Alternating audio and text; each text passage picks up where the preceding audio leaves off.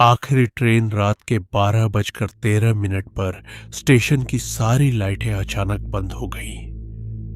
अंधेरे में सिर्फ एक चीज दिखाई दे रही थी, रेल की पटरी पर आती हुई लाल रोशनी। कौन है वहाँ? एक लड़का प्लेटफॉर्म पर अकेला खड़ा था। उसने मोबाइल की टॉर्च चलाई और तुम सामने मुझे देखा। ढूंढ रहे हो? दूर से एक ट्रेन उसकी तरफ बढ़ रही थी, लेकिन अजीब बात यह थी कि उस ट्रेन की आवाज नहीं आ रही थी, न इंजन की, न पहियों की, न हॉर्न की। बस लाल हेडलाइट धीरे धीरे करीब आ रही थी। क्यों आए हो यहाँ? ट्रेन प्लेटफॉर्म पर आकर रुकी। दरवाजा खुला। अंदर से एक बूढ़ा आदमी उतरा।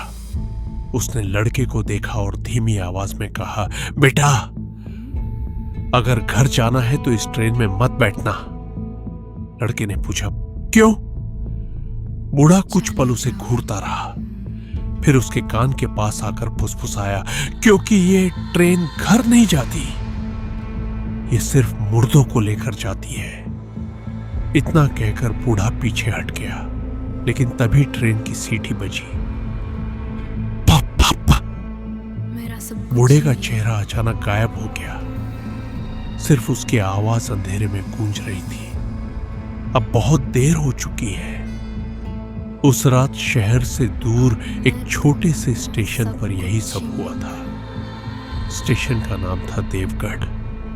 रात के बाद वहां बहुत कम ट्रेनें रुकती थी, लेकिन उस रात एक युवक अपनी आखिरी ट्रेन का इंतजार कर रहा था। उसे अपने गांव जाना था।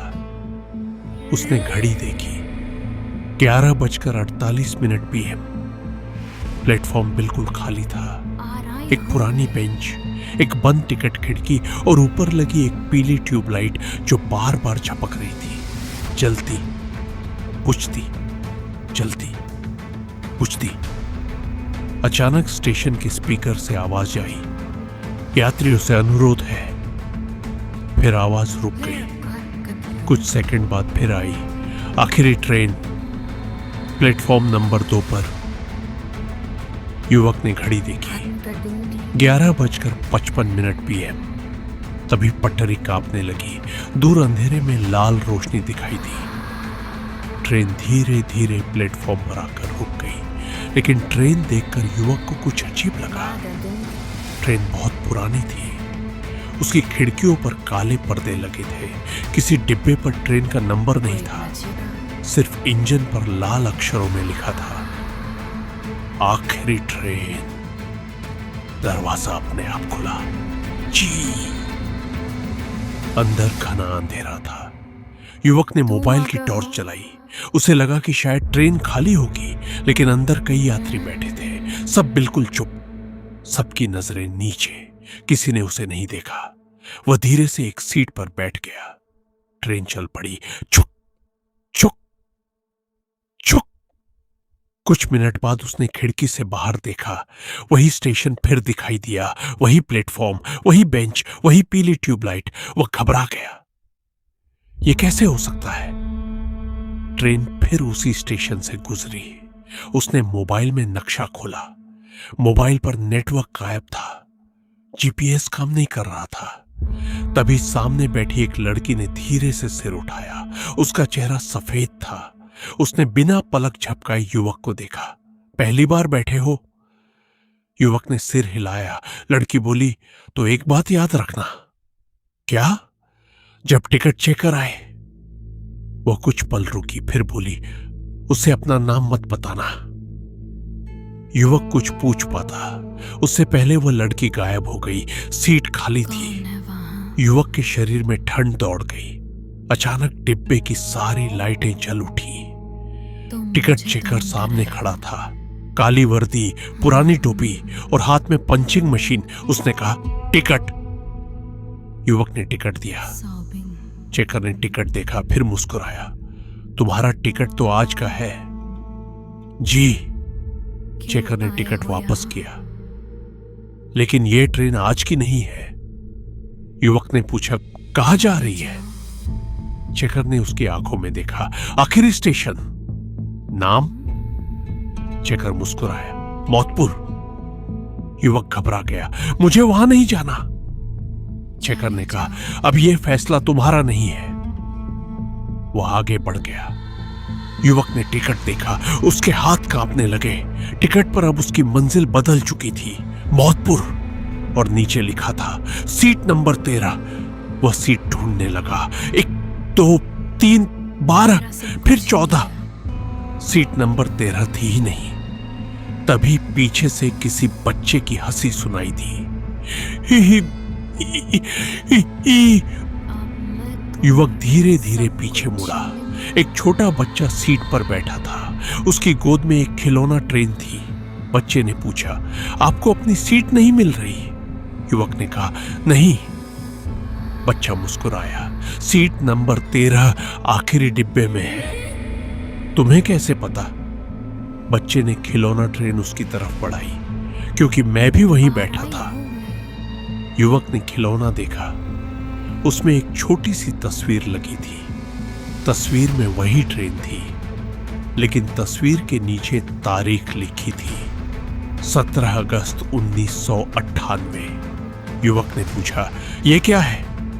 बच्चे ने धीरे से कहा, जिस रात हम सब मर गए थे।